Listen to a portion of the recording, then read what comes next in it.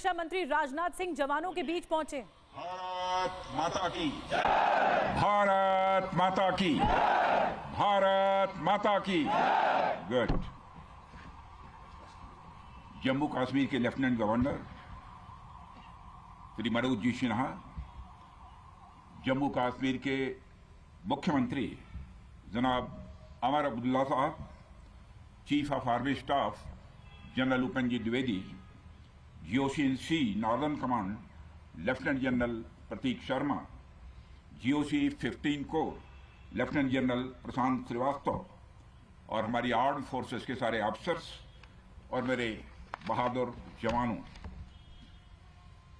सबसे पहले आतंकवाद और आतंकवादियों से लड़ते हुए हमारे जिन बहादुर जवानों ने अपनी शहादत दी है, उनकी शहादत को मैं नमन करता हूं, उनकी मैं स्मृति को नमन करता हूं। और साथ ही पहलगाम में जो निर्दोष नागरिक आतंकवादियों के द्वारा मारे गए हैं, उनकी भी स्मृति को मैं नमन करता हूं। मैं हमारे घायल सैनिकों के साहस को भी नमन करता हूं और ईश्वर से यह प्रार्थना करता हूं कि वह जल्द से जल्द स्वस्थ हो जाएं।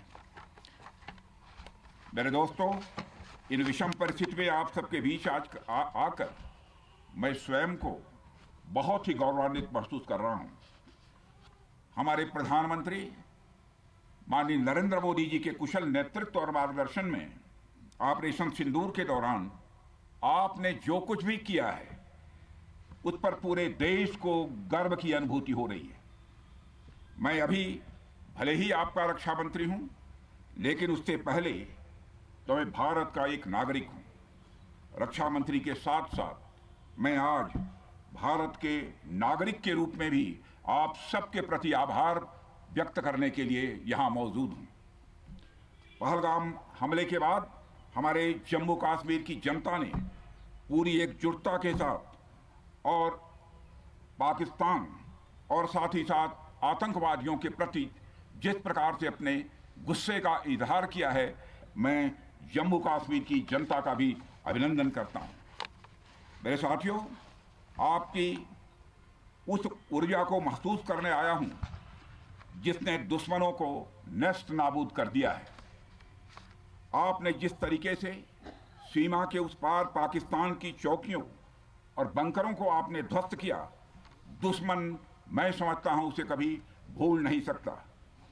आपने देखा होगा कि आमतौर पर लोग जोश में होश खो देते हैं, लेकिन आपने जोश भी रखा, होश भी रखा और सूझबूझ के साथ दुश्मनों के ठिकानों को आपने बर्बाद किया है।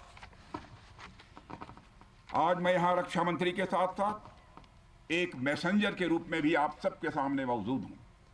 पूरे देश की शुभकामनाएं, उनकी प्रार्थनाएं और उनकी कृतज्ञता को लेकर आप सबके बीच यहां मैं मौजूद हूं। एक तरह से आप समझिए कि मैं एक डाकिया बनकर आपके बीच आया हूं और देशवासियों का संदेश लाया हूं। संदेश यह है कि हमें हमारी सेनाओं पर गर्व है। साथियों, ऑपरेशन सिंदूर सिर्फ एक ऑपरेशन का नाम भर नहीं है, बल्कि यह एक हमारी प्रतिबद्धता है, यह हमारा एक कमिटमेंट है। एक ऐसी प्रतिबद्धता जिसमें भारत ने दिखा दिया कि हम सिर्फ डिफेंस नहीं करते हैं, जब वक्त आता है तो हम कठोर निर्णय भी लेते हैं और कठोर कार्रवाई भी करते हैं।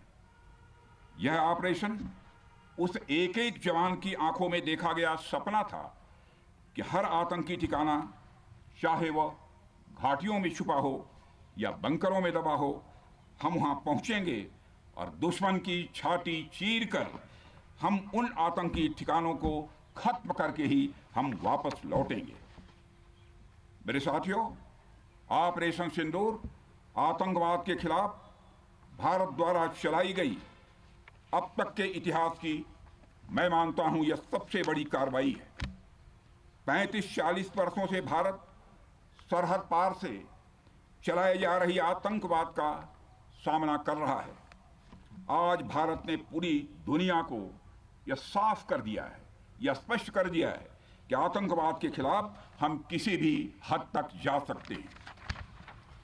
साथियों, आतंकवादियों ने पहलगाम में आतंकवादी घटना को अंजाम देकर भारत के मस्तक पर चोट पहुंचाने की कोशिश की है। भारत की सामाजिक एकता को तोड़ने का भी प्रयास किया गया है। उन्होंने भारत के माथे पर वार किया, हमने उनकी छाती पर वार किया है और छाती पर घाव किया है। पाकिस्तान के जख्मों का इलाज इसी बात में है कि वह भारत विरोधी और आतंकवादी संगठनों को पनाह देना बंद करे और अपनी जमीन का इस्तेमाल भारत के खिलाफ किसी भी सूरत में न होने दे। साथियों, आपको याद होगा कि लगभग 21 साल पहले स्वर्गीय अटल बिहारी वाजपेयी जी के सामने इसी पाकिस्तान ने इस्लामाबाद में डिक्लेरेशन किया था कि अब उनकी धरती से आतंकवाद एक्सपोर्ट नहीं किया जाएगा। मगर पाकिस्तान ने भारत को धोखा दिया है, पाकिस्तान ने भारत को छला है और आज भी वह धोखा दे रहा है। इसका खामियाजा अब उसको भारी कीमत करके भुगतना पड़ा है और यह कीमत, यदि आतंकवादी वारदातें चलती रही तो लगातार यह बढ़ने ही वाली है। हमारे प्रधानमंत्री श्री नरेंद्र मोदी जी ने दो टूक शब्दों में आतंकवाद के खिलाफ भारत की नीति को रीडिफाइन कर दिया है, इसे परिभाषित कर दिया है, जो यह कहती है कि हिंदुस्तान की सरजमी पर किया गया कोई भी आतंकी हमला एक एक्ट ऑफ वार माना जाएगा। दोनों देशों में जो अंडरस्टैंडिंग बनी है फिलहाल वह इसी बात को लेकर है कि सरहद पार से कोई बेजा हरकत अब नहीं की जाएगी। अगर की गई तो बात निकलेगी तो बहुत दूर तक जाएगी। साथ ही हमारे प्रधानमंत्री ने यह भी साफ कर दिया है, आतंक और बातचीत कदापि एक साथ नहीं चलेंगे और अगर बात होगी तो आतंकवाद पर होगी और पाक ऑक्युपाइड कश्मीर पर ही होगी। साथियों, ऑपरेशन सिंदूर की कामयाबी ने पाकिस्तान में छिपे आतंकी संगठनों और उनके आकाओं को भी यह साफ बता दिया है कि वे कहीं भी अपने आप को महफूज और सुरक्षित न समझें। अब वे हमारे बहादुर भारतीय सेनाओं के निशाने पर हैं। दुनिया जानती है हमारी सेनाओं का निशाना अचूक है और जब वो निशाना लगाते हैं तो गिनती करने का काम वह दुश्मनों पर छोड़ देते हैं। साथियों, आज आतंकवाद के खिलाफ भारत की प्रतिज्ञा कितनी कठोर है इसका पता इसी बात से चलता है कि हमने उनके न्यूक्लियर ब्लैकमेल की भी परवाह नहीं की है। पूरी दुनिया ने देखा है कि कैसे गैर जिम्मेदाराना तरीके से पाकिस्तान द्वारा भारत को अनेक बार एटमी धमकियां दी गई हैं।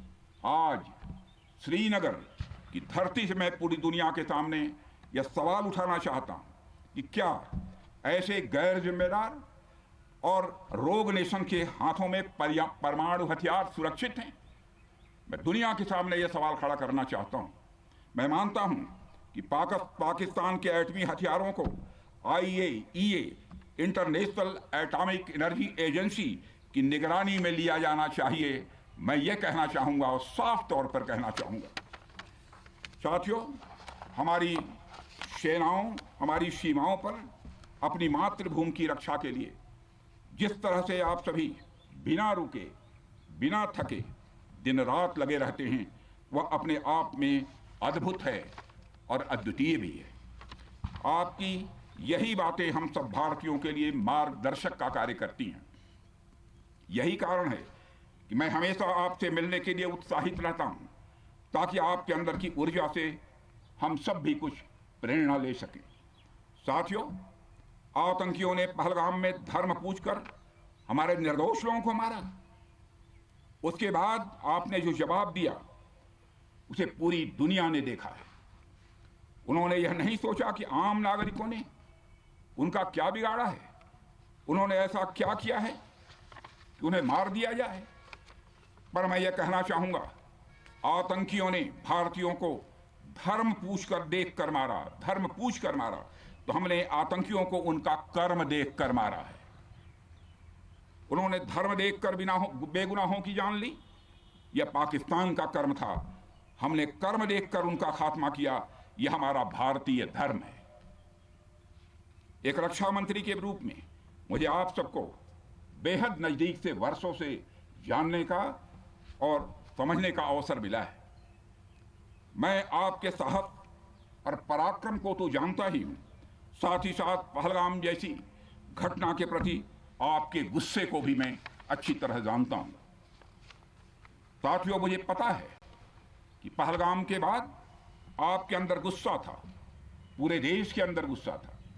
मुझे पता है कैसा महसूस होता है जब धमनियों में बह रहा रक्त बेकाबू होने लगे।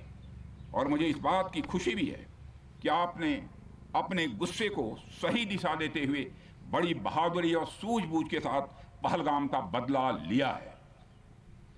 रही बात पाकिस्तान की, तो उसकी बात ही क्या करूं आपसे।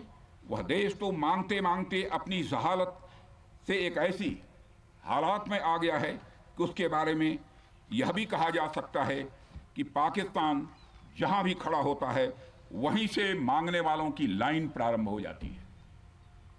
अभी आपने सुना ही होगा कैसे वह फिर एक बार इंटरनेशनल मॉनेटरी फंड IMF के पास कर्ज मांगने गया।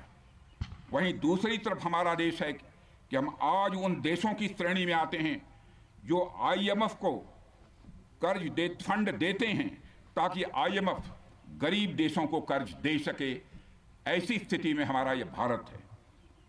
रामचरितमानस में स्वामी तुलसीदास जी ने लिखा है, जहां सुमतितः संपत्ति नाना, जहां कुमतितः विपत्ति निदाना।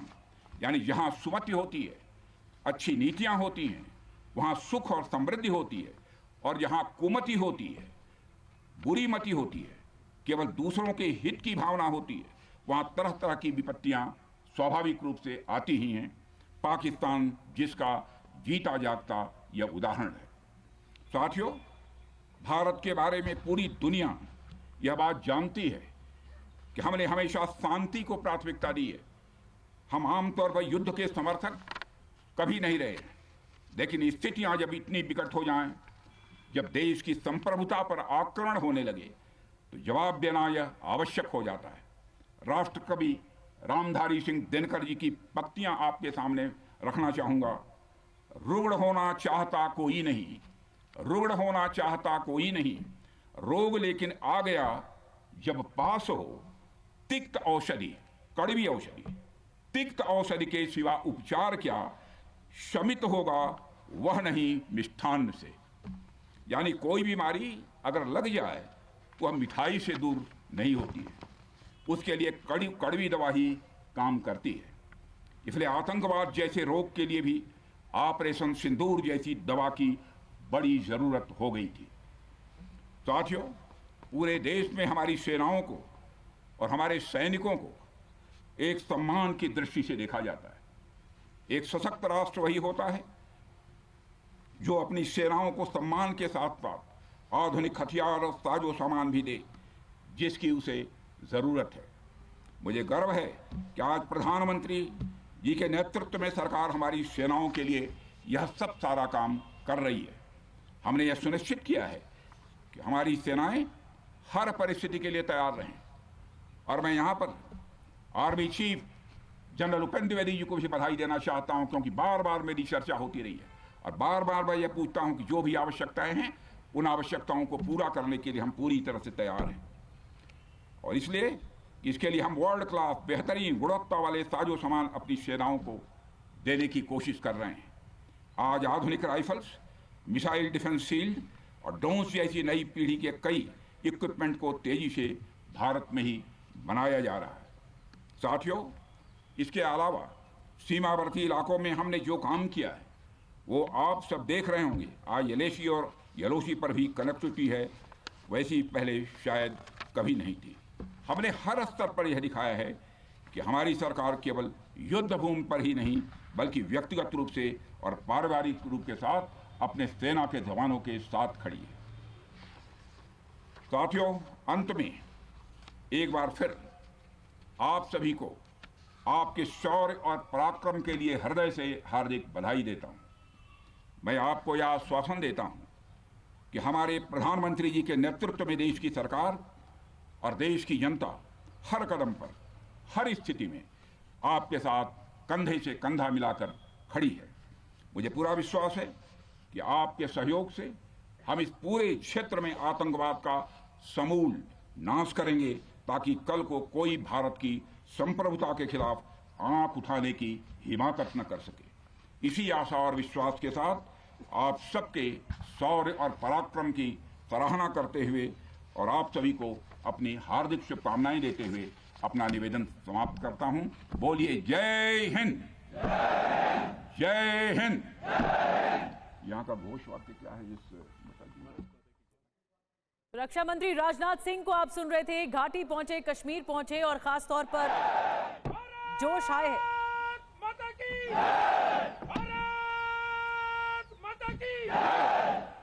और अच्छी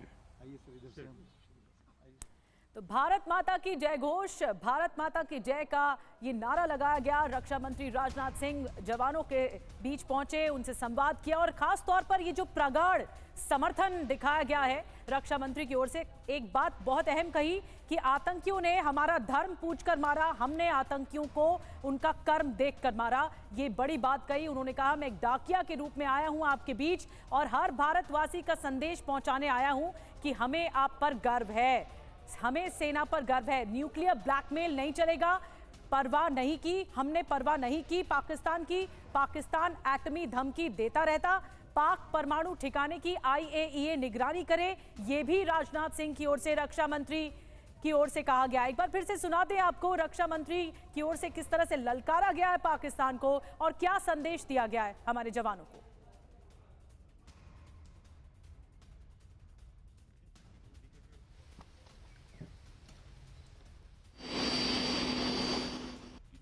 मैं पूरी दुनिया के सामने यह सवाल उठाना चाहता हूं कि क्या ऐसे गैर जिम्मेदार और रोग नेशन के हाथों में परमाणु हथियार सुरक्षित हैं? मैं दुनिया के सामने यह सवाल खड़ा करना चाहता हूं।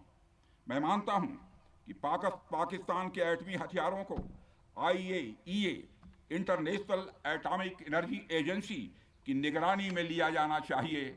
मैं ये कहना चाहूंगा और साफ तौर पर कहना चाहूंगा।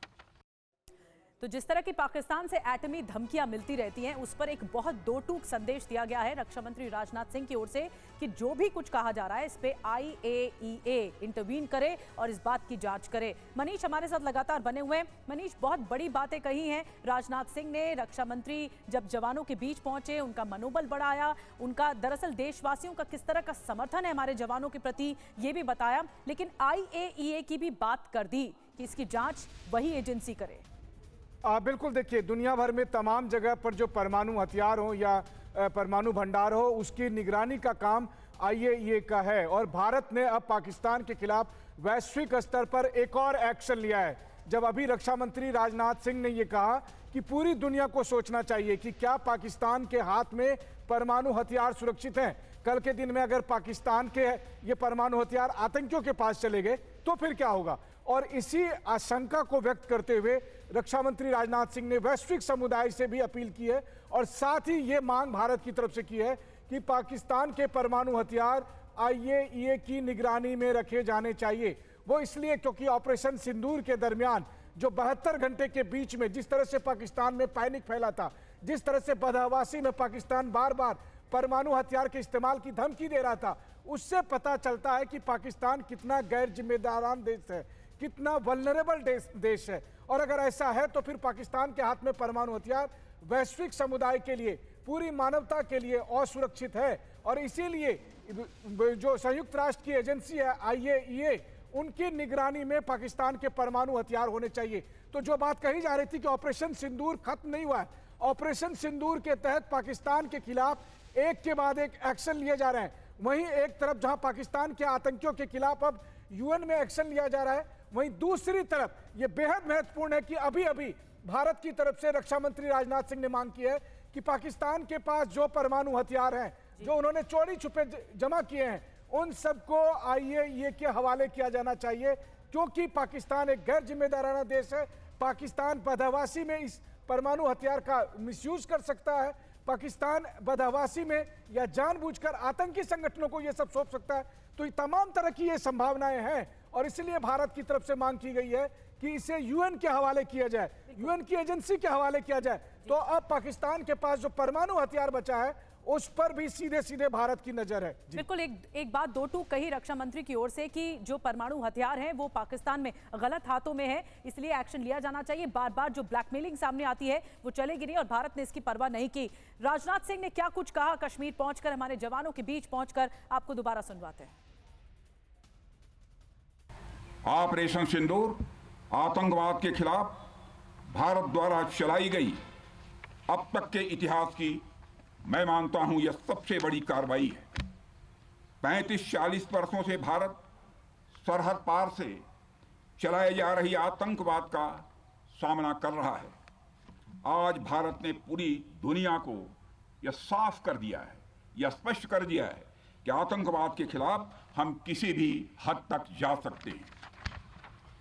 साथियों, आतंकवादियों ने पहलगाम में आतंकवादी घटना को अंजाम देकर भारत के मस्तक पर चोट पहुंचाने की कोशिश की है।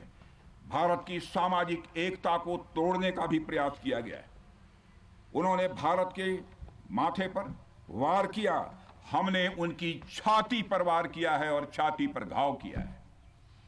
पाकिस्तान के जख्मों का इलाज इसी बात में है कि वह भारत विरोधी और आतंकवादी संगठनों को पनाह देना बंद करे और अपनी जमीन का इस्तेमाल भारत के खिलाफ किसी भी सूरत में न होने दे।